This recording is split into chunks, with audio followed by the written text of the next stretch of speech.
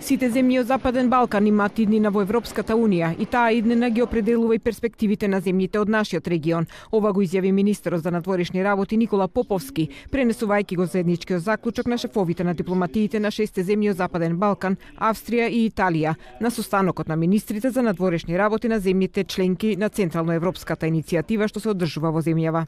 Поширока реализација на евроатлантските цели за сите земји од нашиот регион и да се потрудиме оваа соработка да вроди со плодови на начин на кој Европската Унија ќе излезе со една временска проекција за временскиот период во кој би било предвидено да се направи целосна, односно да се оствари целосна интеграција на сите земји од нашиот регион во рамки на Европската Унија.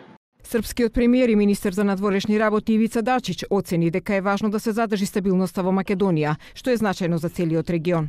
Mi podržavamo sva nastojanja koja ulaže Europska unija da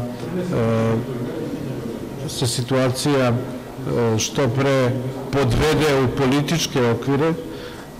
Naravno, osuđujemo svaki oblik bezbednosnog ugrožavanja Makedonije, svaki oblik насилја и тероризма. На состанокот инаку се разговарало и за проблемот со мигрантите со кои се соочуваат сите земји од регионот, особено оние кои се по коридорот од Грција до западноевропските земји.